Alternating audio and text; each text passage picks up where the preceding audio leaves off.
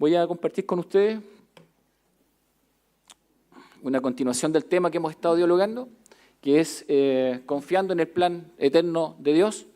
Y hoy nos corresponde esto, el retorno de Jesús. El retorno de Jesús. Vamos a tratar de hablar y de entender cómo es que esto se conecta entonces, ¿cierto?, con lo que hemos hablado respecto de lo que es, primero, la confianza en el Señor y, en segundo término, el retorno de Jesucristo. La confianza en Dios ahora sí va a estar más difícil, ¿eh?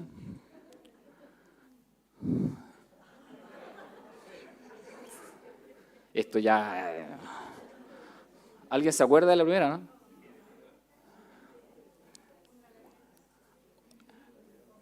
Bueno, ok. Adelante, Renato. Fe. Ah, muy bien, excelente, bien. ¿Y después?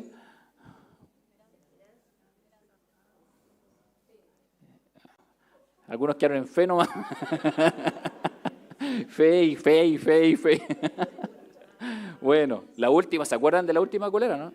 Felicidad, por último, ya. Fe y felicidad, pues ya. Se pueden conectar las dos y por último, por ahí se saca, ¿no? Y en medio habían varias, ¿recuerdan? Esperanza, refugio, seguridad, propósito, plenitud, ¿sí? Habían varios conceptos. Bueno, está bien. Los perdono. Recuérdenlas para la siguiente predicación. Y eso sí, no lo he sacado, ahí está. La confianza en Dios debe ser un acto inicial y no la última instancia en nuestra vida. Y por supuesto involucra muchos de los conceptos que hemos podido comentar, ¿no? Por si acaso les doy el dato que al final el texto bíblico está en la misma situación, ¿eh? Así que si alguien lo quiere empezar a buscar ya. Confiar en Dios, ahí vamos, en su voluntad, en su poder, a través de la oración, en su palabra, en su carácter vivo y verdadero, en su corrección, en la abundancia y en la necesidad, en su restauración, en su fidelidad, en su compañía y en su plan eterno, 1, 2, 3 y 4 hoy, en su plan eterno. Y el último, el 4, corresponde al retorno de Jesús. Voy a leer para esto un pasaje bíblico que está en Apocalipsis capítulo 1, versículo 1 al 8. Uno de los tantos pasajes que hablan del retorno de Jesucristo. Este es muy particular y vamos a analizar esta temática que es tan interesante para la vida de la iglesia. Dice así: la revelación de Jesucristo que Dios le dio para manifestar a sus siervos las cosas que deben suceder pronto. Y la declaró enviándola por medio de su ángel a su siervo Juan, que ha dado testimonio de la palabra de Dios y del testimonio de Jesucristo y de todas las cosas que ha visto. Bienaventurado el que lee y los que oyen las palabras de esta profecía y guardan las cosas en ella escritas, porque el tiempo está cerca. Juan, a las 7 iglesias que están en Asia, gracia y paz a vosotros, del que es y que era y que ha de venir, y de los 7 espíritus que están delante de su trono, y de Jesucristo, el testigo fiel, el primogénito de los muertos y el soberano de los reyes de la tierra, al que nos amó y nos lavó de nuestros pecados con su sangre, y nos hizo reyes y sacerdotes para Dios, su Padre. A Él sea gloria e imperio por los siglos de los siglos. Amén. He aquí que viene con las nubes, y todo ojo le verá, y los que le traspasaron, y todos los linajes de la tierra harán lamentación por él. Sí, amén. Yo soy el Alfa y la Omega, principio y fin, dice el Señor, el que es y que era y que ha de venir, el Todopoderoso. Oremos. Gracias, Padre, te damos por la lectura de tu palabra, que nos alimenta, nos alienta, nos permite seguir creciendo en tus caminos, Señor, y dando pasos de fe consistentes. Yo te pido en esta hora, en el nombre de Jesús, que tu Espíritu Santo obre en nosotros para que podamos comprender tu palabra, para que podamos hacerlo con un entendimiento espiritual, podamos aplicarlo correctamente a nuestra vida, podamos comprender también en qué áreas aún tal vez nuestra fe no se ha desarrollado o no ha crecido. Queremos comprender, Señor amado, a la persona de Jesucristo, entender lo que Él ha hecho en nuestras vidas y entender, por supuesto, a la persona de Jesús en el gran plan eterno del Padre, Señor. En esta hora guíanos para que juntos podamos escudriñar las Escrituras. Lo hacemos con humildad, lo hacemos con devoción, lo hacemos con regocijo, con alegría delante de tu presencia. En el nombre de Jesús, amén. Bien, un hermoso pasaje. Algunos dicen que este puede ser un texto clave. Yo soy el alfa y la omega, principio y fin, dice el Señor, el que es y que era, el que ha de venir, el Todopoderoso. Hay una definición de identidad en este pasaje, por supuesto, de quién es el que inspira todo lo que implica la enseñanza del apóstol Juan. Ahí en Apocalipsis 1:8 se nos recuerda entonces quién es y a quién se refiere de manera muy estricta la persona del apóstol Juan. Se refiere, por supuesto, a la persona de Jesucristo. Desde allí se escribió, se dice, el Apocalipsis, en la isla de Patmos, ¿cierto? Frente a lo que hoy es Turquía. Por ahí están las 7 iglesias que van a ser mencionadas entre los capítulos 2 y 3 de Apocalipsis. En un momento y en una situación bastante particular. Sabemos que el apóstol Juan fue deportado a esa isla. La historia eclesiástica nos cuenta que incluso se le torturó y se le intentó eliminar. Y el destierro fue a consecuencia de que no murió por la tortura. Como no murió, entonces fue enviado para que evidentemente no hablara más y no enseñara más en el nombre de Jesús. Pero qué increíble cuando la persona ha sido llamada por el Señor. Y obviamente se refiere esto a la gracia irresistible de parte del Señor, alguien que no puede evitar hablar en nombre del Señor a pesar del sufrimiento que ha experimentado. No solamente sigue hablando en nombre del Señor, sino que además ahí mismo, estando en la isla de Patmos, tiene estas visiones celestiales con las cuales se va a terminar escribiendo el Apocalipsis y va a terminar generándose una enseñanza que va a ser profunda a través de la historia. Ahí está. Y se hizo, o se escribió este texto, el de Apocalipsis, se piensa que bajo el emperador Domiciano, un emperador de los tal vez más terribles en aquel tiempo, que desarrolló una amplia persecución en contra del cristianismo, y él demandó ser adorado como Señor y Dios. Y en realidad, como existía el culto al emperador en aquel tiempo, no era un gran problema para los romanos ni para las otras culturas. El resto de las culturas, mientras les permitiesen seguir desarrollando sus labores, mantener su identidad nacional, no tenían grandes inconvenientes, reconocían al emperador como Señor y Dios, porque esa había sido una pretensión de todos los emperadores y de todos los reyes a lo largo de la historia. Otorgarle esa característica o ese reconocimiento no era una gran complicación, pero para los cristianos sí comenzó a ser una complicación. Lo que no era un problema para nadie y no había sido un problema en la cultura a través de la historia, para el cristianismo sí comenzó a ser un problema. No es que le quisieran faltar el respeto al emperador, no es que lo quisieran no reconocer como el emperador. De hecho, la palabra del Señor obviamente guiaba a los cristianos a que reconocieran a las autoridades y tuvieran respeto por las autoridades.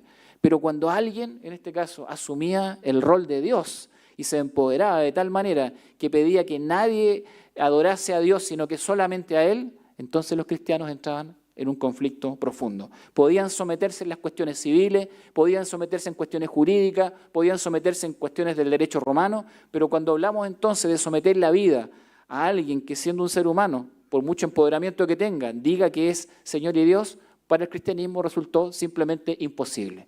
Ya no había espacio para poder aceptar este tipo de situaciones. Y eso promovió, por supuesto, que Domiciano desarrollara una amplia persecución específicamente en contra del cristianismo. Muchos cristianos murieron a causa de la fe, ¿sí? Cosa que hoy día parece a veces tan ausente de nuestra cultura, pero que se sigue repitiendo al día de hoy en otros lugares del mundo, ¿sí? Hay muchos cristianos que todos los días mueren por causa de la fe.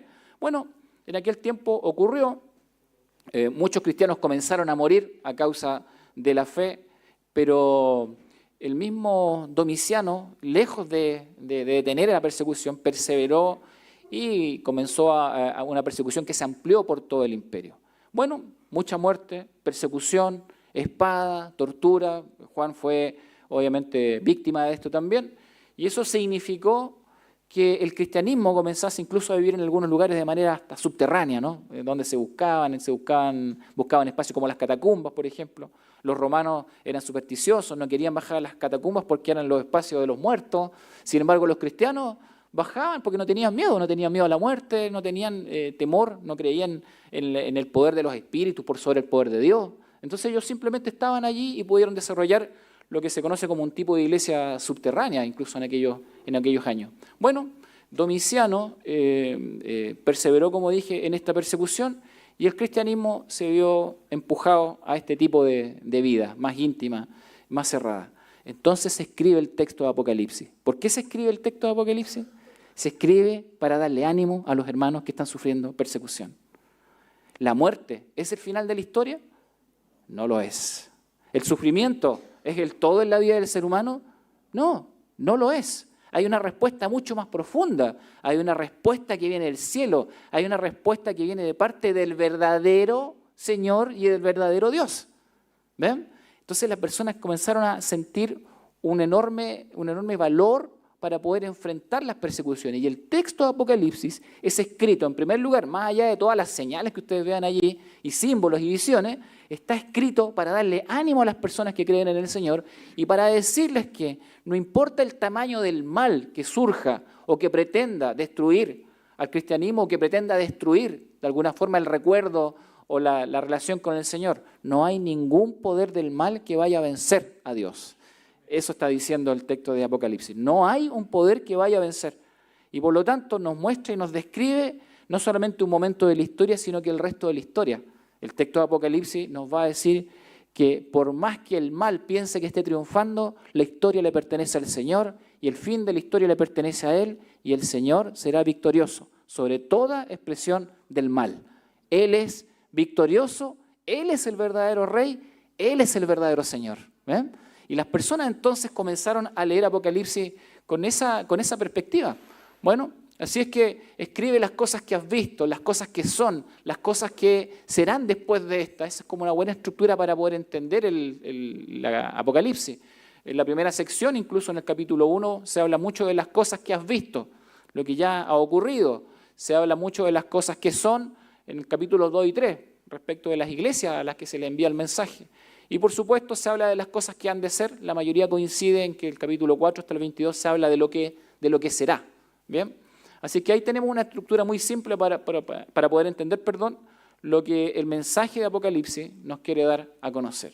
Ahora, ¿es importante entender este tipo de cosas? Bueno, Berkhof, un gran teólogo, para quienes han leído algo de teología, tal vez la teología de Berkhof es una de las más conocidas y de las más tradicionales, ¿no?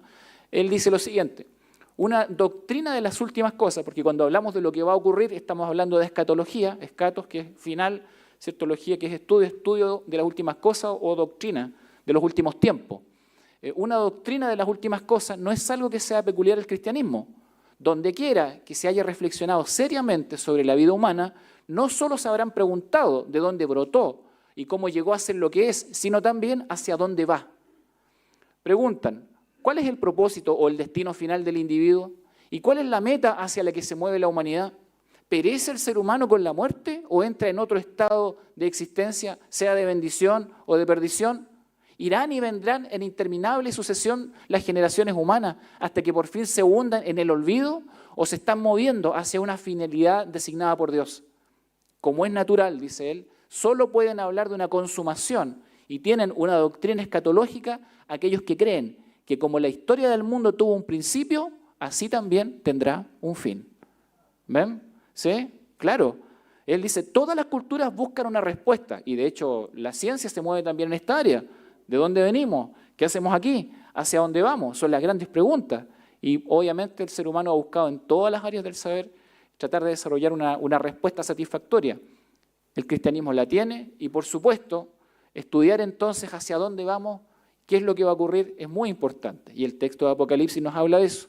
Para esto se han creado diferentes escuelas de interpretación escatológica. Yo no voy a explicar en profundidad cada una de ellas porque no es el objetivo, pero es bueno acercarnos siempre con algunas herramientas que después nos permitan seguir reflexionando. La primera es la escuela preterista, ¿ya? Esa más bien se refiere a que se interpreta casi todo el Apocalipsis como algo que ocurrió, muy relacionado con la destrucción de Jerusalén en el año 70. Es una mirada histórica más bien acotada. Algunos interpretan todo el texto a partir de la mirada preterista. Algunos tienen una mirada futurista, ¿sí? Es decir, interpretan que Apocalipsis del 4 al 22 describe personas y acontecimientos reales que aún no han aparecido en la escena mundial. Se va a hablar de la bestia, por ejemplo, ¿cierto? De los símbolos, como algo que viene, como algo que ha de venir. Entonces, la escuela de interpretación futurista básicamente reconoce desde el 4 hasta el 22 todo en esa línea. La historicista, que comenzó ahí con Joaquín de Fiore en el siglo XII, interpreta el Apocalipsis como un panorama o visión general de toda la era de la Iglesia. ¿Bien? Toma entonces todo el Apocalipsis y la reconoce en distintas etapas de la vida de la Iglesia.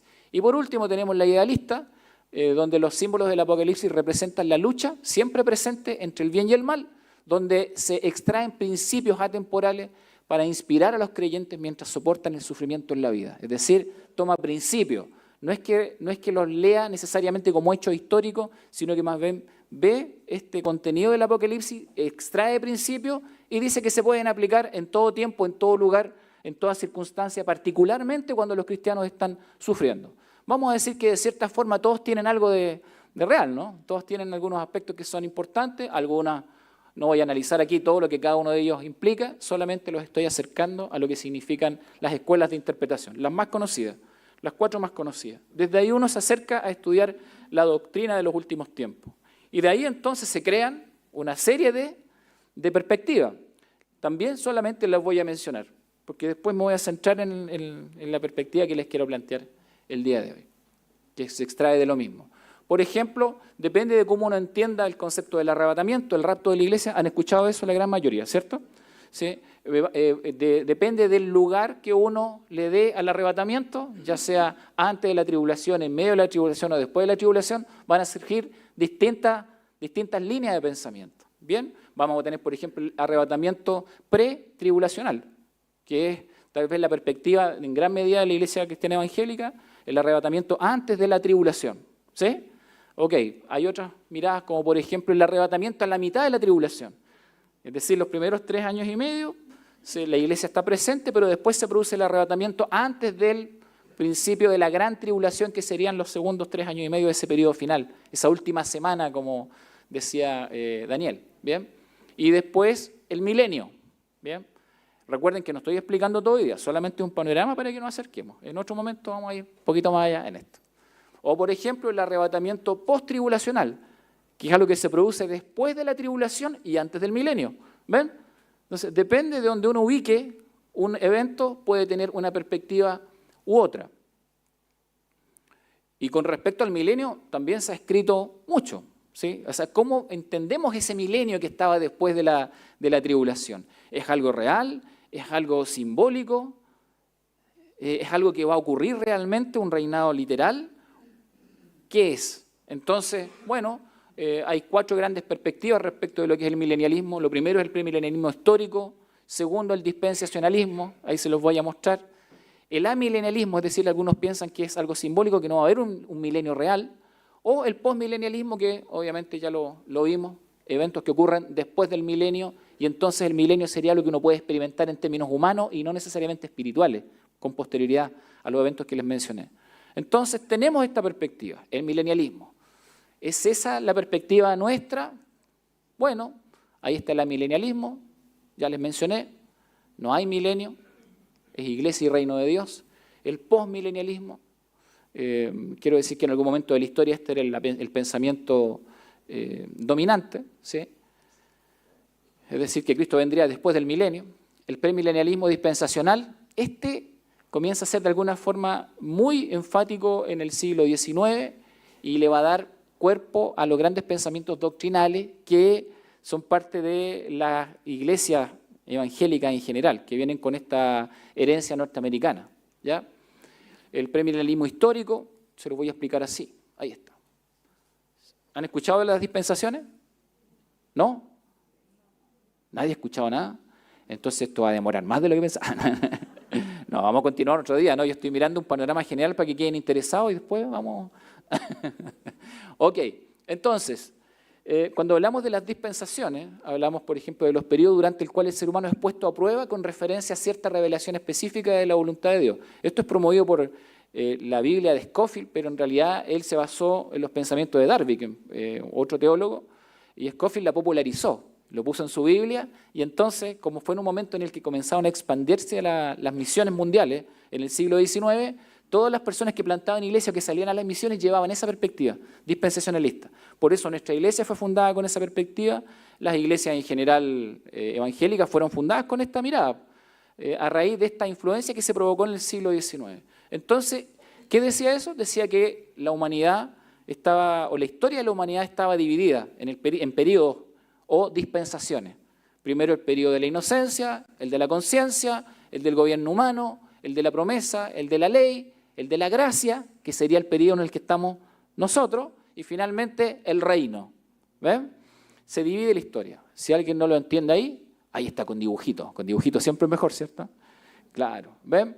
Ahí estaría la etapa de la inocencia, desde Adán hasta Abel, la conciencia de Abel hasta Noé, del gobierno humano, de Noé hasta Abraham, de la promesa, de Abraham hasta Moisés, el de la ley, por supuesto, desde Moisés hasta la ascensión a la venida de Cristo, y después el periodo de la gracia, que antecede al periodo de la tribulación y finalmente la última dispensación, que sería la del reino. ¿Bien? Algunos piensan que esta es la mirada que debiésemos tener a raíz de la influencia que les acabo de comentar. Bien, en general, yo diría que la Alianza Cristiana y Misionera se ha movido en este pensamiento, bien, y ha sido muy dominante a través de la historia. Pero no significa que no exista un diálogo al respecto, ni tampoco se está diciendo que sea exactamente así. Bien, solamente que ha sido el pensamiento teológico dominante. ¿Vamos bien hasta ahí? ¿Sí? Ya. ¿Ok? Sí, excelente. No entiendo nada, dijo, pero vamos bien. Entonces, uno puede preguntarse, ¿es esta estructura y este orden suficiente para entender? Esto nos va a decir exactamente qué es lo que, dónde debe estar nuestro foco.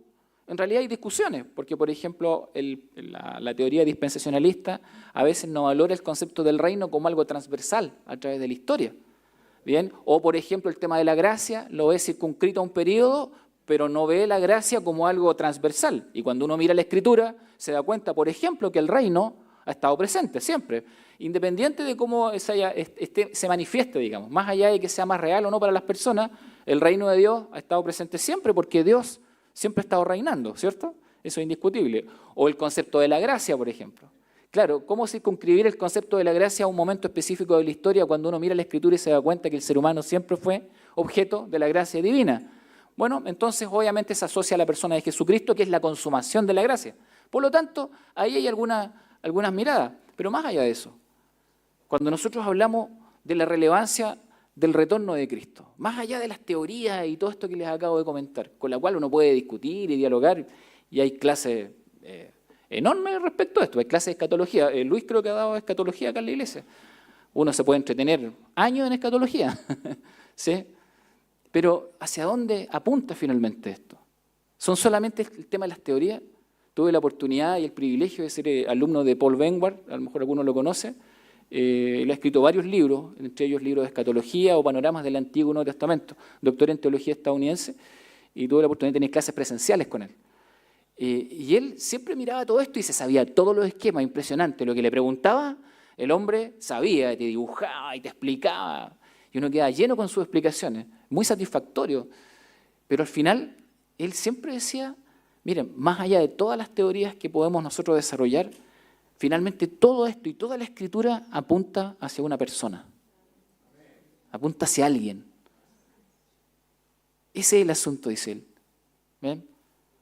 Y por eso él va a decir que la venida de Cristo no es un mero tema entre otros. Esto lo menciona Juan Stam, que tiene un libro muy interesante de escatología, citando a Emil Brunner.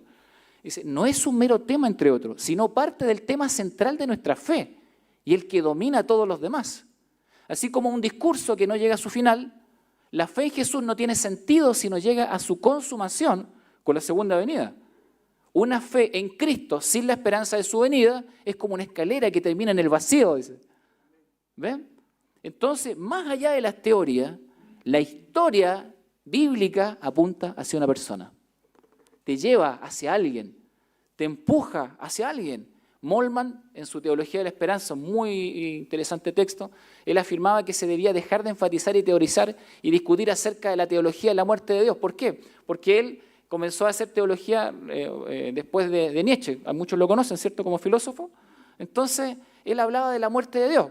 Y toda la teología estaba hablando de la muerte de Dios, ese tipo de cosas. Y Moltmann dice, dejen de hablar de la muerte de Dios, esa es como la perspectiva de los filósofos. Nosotros tenemos que hablar con esperanza, decía él. Tenemos que construir una teología de la esperanza y enfocarnos en la esperanza que plantea la resurrección y la venida del Cristo resucitado. ¿Ven? Apunta hacia una persona, apunta hacia alguien. Algo pasó con él que cambió la historia. Entonces, a veces nos podemos marear o confundir con una serie de temas, pero no podemos perder de vista lo central. Textos que hablan de la segunda venida de Cristo, siendo esto tan relevante, el libro de los Hechos, capítulo 1, versículo 1 al 11. Léalo en su casa tranquilamente. ¿Ven? Léalo con calma, tiene mucho contenido. Ahí hay, respecto de la segunda venida de Cristo, hay una teología del reino. Sí, el reino de Dios está presente en Jesucristo, ¿cierto? El reino de los cielos se acercó en Él y está presente en medio nuestro. Hay una teología del Espíritu Santo como parte, obviamente, constituyente de la obra de Cristo en la vida de las personas. Y, por supuesto, hay una teología de la misión. Claro que sí. No es solamente quedarte con esta información. Es necesario compartirla, enseñarla, comunicarla. ¿Hasta dónde? Hasta lo último de la tierra. ¿Ven? Está presente la segunda venida de Cristo asociada a toda la teología. En 1 Tesalonicenses 4 se habla de la simultaneidad, las tres fases de la venida. Hay una venida gloriosa, hay una resurrección de los muertos y hay algo que es hermoso, que es nuestro encuentro con Él en las nubes. La expresión que usa ahí es encontrarnos con Él, nos vamos a encontrar con Él. Entonces la Escritura genera como un hecho extremadamente relevante y único la expectativa que la Iglesia tiene respecto de la segunda venida del Señor. Porque finalmente, y más allá de todas las teorías, todo, la historia, la Escritura, la enseñanza, la teología, apuntan a la persona de Jesucristo. Apuntan a Él. Él es el corazón de la Escritura. Y todo nos lleva hacia Él. En Apocalipsis capítulos 1 al 3 está el desenlace final que determina la consumación de la victoria definitiva sobre el mal. ¿Por qué se escribe Apocalipsis? Como les dije, por eso se comienza entonces a describir la consumación de la victoria definitiva del bien sobre el mal. La victoria del resucitado, la victoria de Jesucristo. Ahí está. Entonces, la segunda venida no es algo menor. El retorno de Jesús no es algo menor. Le da sentido, le da coherencia a la historia. Nos muestra hacia dónde apunta la historia. Y entonces la Escritura nos dice, si tú crees en la venida del Señor, entonces tienes que prepararte para su venida. ¿Ven? La venida entonces y la enseñanza del retorno de Jesús es una enseñanza que tiene objetivos claros. Sí, la venida de Jesús nos dice que Él viene a reinar. Está reinando y va a consumar ese reinado. ¿Estamos de acuerdo? ¿Sí? Ok. Él viene a vencer, ¿sí? A demostrar entonces la victoria definitiva sobre el mal. Cristo viene a juzgar. Menos amén ahí. Es un silencio sepulcral. Sí, también viene a juzgar, ¿no? Y en algún momento va a separar los corderos, las ovejas de los cabritos, ¿cierto? Dice así. ¿Ok? ¿Viene a juzgar? Claro que sí. Cristo viene a resucitar a los que han muerto creyendo en Él. Claro que sí. ¿Ven? Cristo viene a reunirse con nosotros. También. Y Cristo viene a culminar la historia. La historia del cosmos, dice un teólogo. ¿Sí? No es solamente la historia del ser humano. Los griegos no tenían una expresión como para decir universo, más bien decían cosmos. Y usaban el concepto panta como algo de totalidad, el todo. Él viene a consumar el todo. Él viene a consumar el cosmos, no solamente la historia del ser humano. Le viene a dar sentido a todo. Por tanto, hay una relación profunda entre la venida de Cristo y la misión de la Iglesia. Lo que vivimos, lo que hacemos, nuestro día a día, nuestra gestión. La segunda venida de Cristo, y aquí quiero ser muy claro con esto, no es eclesiocéntrica. Cuando hablamos de eclesiocéntrico hablamos de centrado en la Iglesia, ¿cierto? No es eclesiocéntrica. No. La segunda venida de Cristo no es raptocéntrica. Centrada en el rapto. No es eso. Tiene elementos, por supuesto, pero no ese es el centro. La segunda venida de Cristo no es tribulación céntrica. La segunda venida de Cristo no es mileniocéntrica, porque algunos hacen énfasis en esos conceptos y pretenden desde allí construir la historia. No es eso. La segunda venida de Cristo es cristocéntrica. Está centrada en la persona de Jesucristo. Él es el centro de la historia. Los demás son elementos que nos ayudan a comprender la obra de Jesucristo. Pero la segunda venida de Cristo es cristocéntrica. Y entonces viene a cerrar la historia. Es la consumación del evento Cristo, como les he dicho en otros momentos. Nosotros no creemos solamente en un aspecto de la vida de Cristo. Creemos en su preexistencia, creemos en su encarnación, creemos en su vida y obra, creemos en su muerte en la cruz, creemos en su resurrección, creemos en su ascensión y creemos en su segunda venida. ¿Sí? Creemos en todo lo que es Cristo y todo lo que Cristo ha hecho y hará. Por lo tanto, cuando creemos en la segunda venida, estamos creyendo en la consumación del evento Cristo y por tanto en la consumación de la historia y el plan de la salvación. Esa es la persona de Jesucristo. ¿Ven? Por tanto, al creer en esto, perdón, ahí está repetida, ahí sí, ahí viene atrás. Por tanto, entendemos que la venida de Él incluso nos remite como a una analogía. En aquellos años, fíjense, cuando llegaba un emperador o iba a llegar a un pueblo, anunciaba su venida para que la gente se preparara para recibirlo. Nadie podía estar ignorante de la venida del rey porque el rey exigía que se le atendiese como correspondía cuando él llegaba. Entonces había un anuncio, el anuncio de la venida del emperador, de la venida del rey. Eso provocaba entonces en las personas preparación. ¿Qué vamos a hacer? ¿Cierto? Una comida, haremos probablemente sí, ¿no? Pero no solamente eso. Todo el mundo se preparaba con la mejor vestimenta, se preparaba obviamente resolviendo otro tipo de conflictos porque cuando llegaba el rey el tiempo era del rey, le pertenecía a él. Y las personas entonces se preparaban para su llegada, salían al encuentro del emperador con las mejores vestimentas, se sumaban a él en seguimiento a fin de prestarle el servicio que el rey ameritaba. Entonces la venida del rey no estaba oculta, se anunciaba, pero sí, efectivamente, ninguno sabía ni el día ni la hora. ¿A qué obligaba esto? Obligaba a que estuviesen siempre preparados para la venida del rey.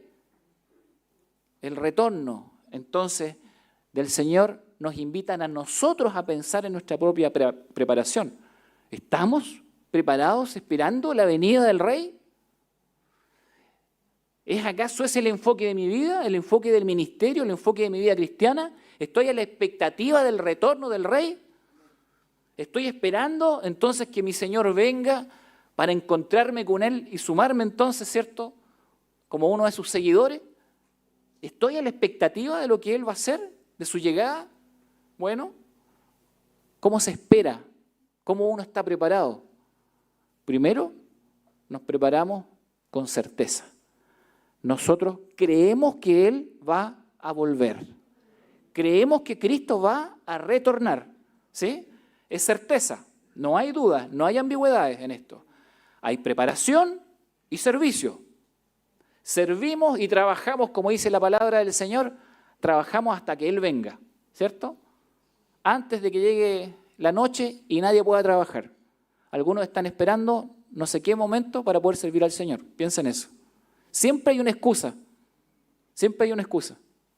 ¿No debiésemos estar preparados y con un corazón lleno de servicio, esperando al Señor en condición adecuada? Carácter e integridad. Hay que esperar al Señor de forma correcta. El otro día escuchaba a una persona que explicaba la diferencia entre la honestidad y la integridad. Es distinto, ¿no? Es diferente. Uno puede ser honesto, por ejemplo, en lo público. Sí, y todos pueden saber que estás actuando de forma correcta. Pero una persona puede estar actuando de forma correcta en lo público y no necesariamente ser íntegra. Porque la integridad se deja ver cuando yo hago lo correcto, aun cuando nadie me esté viendo. La integridad es una cuestión de lo privado. Allí donde nadie me ve, allí donde nadie me monitorea, allí donde nadie sabe, en ese contexto, cuando yo actúo con la verdad, actúo entonces con el carácter de Cristo, eso es integridad. Una persona que no necesita que alguien le esté poniendo los ojos encima para hacer lo correcto. Algunos se confunden. Son muy honestos, pero muy poco íntegros. Entonces, carácter e integridad, sí, esta es la forma de esperar al Señor. Personal, por supuesto, en la intimidad, el amar y esperar la venida del Señor, pero también en lo comunitario, en lo eclesial. Lo esperamos en la intimidad, pero qué maravilloso, también lo esperamos juntos. ¿Estamos esperando juntos la venida del Señor? Como iglesia, ¿ven? Es pública. Nadie tendría por qué tener vergüenza de decir, yo estoy esperando a Cristo. Yo espero al Señor. Estoy esperando su retorno. ¿Hay algo de qué avergonzarse? Yo estoy esperando a Cristo y espero que todo el mundo sepa que lo estoy esperando. Debe tener un enfoque evangelizador la espera. Debo seguir compartiendo que el Rey vendrá. Por supuesto que sí. El Rey vendrá y todas las personas entonces van a tener que presentarse delante de Él. Nos invita a una misión integral. Por supuesto que sí. Porque la espera delante del Señor tiene que ser en todas las áreas de la vida, con todo mi ser. No es solamente una experiencia de 1 hora y media o 2 horas en un culto. No es solamente un instante de alabanza, sino que es toda mi vida delante del Señor. El Señor tiene que ver con todo lo que hago y con todo lo que soy, en todo lugar y en todo tiempo. A la luz del reino de Dios, no son los valores del mundo los que nos guían, no son los valores necesariamente de la cultura, aun cuando muchos de ellos son buenos y son correctos. Nos guían los valores del reino de Dios. Y eso es una gran diferencia, porque incluso nos dice que en el reino de Dios no es mayor aquel que tiene más recursos o no es mayor el que tiene más poder. Es mayor el que sirve, es mayor el que ama, es mayor incluso el que ama a sus enemigos, es mayor el que perdona a otro. Los valores del reino de Dios. Y siempre pongo esto al final. Hermanos, la espera tiene que ser con alegría. ¿Saben que la palabra del Señor nos dice, anímense unos a otros con estas palabras? Cuando en la iglesia cristiana se recordaba la venida del Señor, Pablo siempre terminaba diciendo esto. Sí, el Señor vendrá. Ahora anímense mutuamente, anímense, alégrense. Compartan la alegría de saber que el Señor vendrá por su iglesia. ¿Compartimos esa alegría? ¿Nos alegramos? ¿Sí? ¿Es el gozo de la venida del Señor parte de nuestra vida cristiana? Pablo lo resumió así. Él decía fe, esperanza y amor. Y con eso él quería resumir todo entonces lo que implica la vida cristiana a la espera de lo que el Señor ha hecho. Por eso también ustedes deben estar preparados, dice Mateo, porque el Hijo del Hombre vendrá cuando menos lo esperen. Preparados, preparados. El retorno de Cristo define nuestra vida cristiana. Entonces, leo lo que dije en un principio. La revelación de Jesucristo que Dios le dio para manifestar a sus siervos las cosas que deben suceder pronto, y la declaró enviándola por medio de su ángel a su siervo Juan, que ha dado testimonio de la palabra de Dios y del testimonio de Jesucristo y de las cosas que ha visto. Bienaventurado el que lee y los que oyen las palabras de esta profecía. Perdón, eso es, se quedó pegado algo más de la otra parece. Ese es de la otra predicación. Ahí está, perdón. Entonces, se va a unir a esto una idea profunda de lo que implica la expectativa de la venida de Cristo. Miren lo que dice el versículo 7. He aquí, vengo pronto. Bienaventurado el que guarda las palabras de la profecía de este libro. He aquí, vengo pronto, Apocalipsis. Después va a decir, he aquí yo vengo pronto y mi galardón conmigo para recompensar a cada uno según sea su obra. Estamos en Apocalipsis 22. Yo soy el alfa y la omega, el principio y el fin, el primero y el último. Y el espíritu y la esposa, ¿quién es la esposa? La iglesia. ¿Ven? Y el espíritu y la esposa dicen, ven, ven, está esperando, está preparada, está con expectativa, ven. Y el que oye, y ahora estamos todos escuchando, y nos hacemos responsables cuando escuchamos la palabra de Dios, y el que oye diga, ven, ven, sí, ven Señor. Y el que tiene sed, venga. Y el que quiera, tome del agua de la vida gratuitamente. El que da testimonio de estas cosas dice, ciertamente vengo en breve. Amén. Sí, ven Señor Jesús. La gracia de nuestro Señor Jesucristo sea con todos vosotros. Amén. Así termina la Biblia. Así termina la Biblia.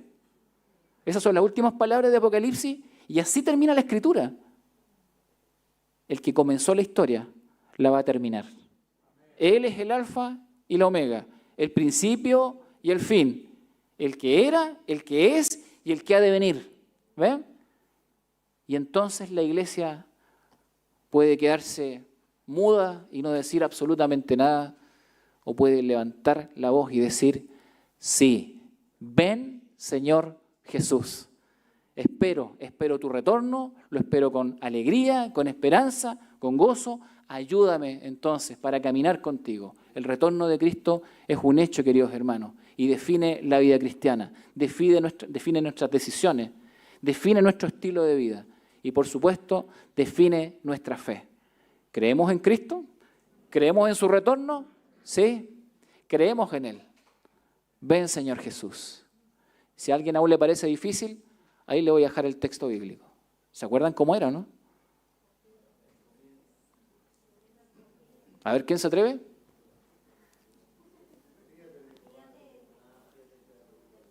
¿Ya?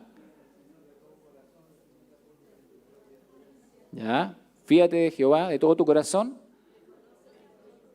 Y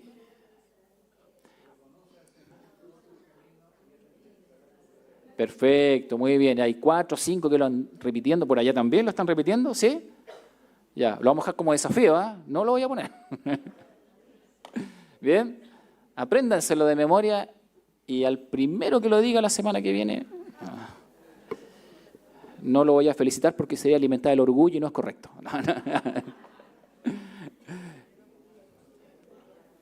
Ahí está. Fíjate de Jehová de todo tu corazón. Oye, esa yo no la puse, ¿eh? Esa no está en la presentación. Quiero decirles que están teniendo una ayuda. Ese fue Rodrigo que lo acaba de poner. Fíjate de Jehová de todo tu corazón y no te apoyes en tu propia prudencia. Reconócelo en todos tus caminos y Él enderezará tus veredas. ¿Sí? Confiar en el Señor.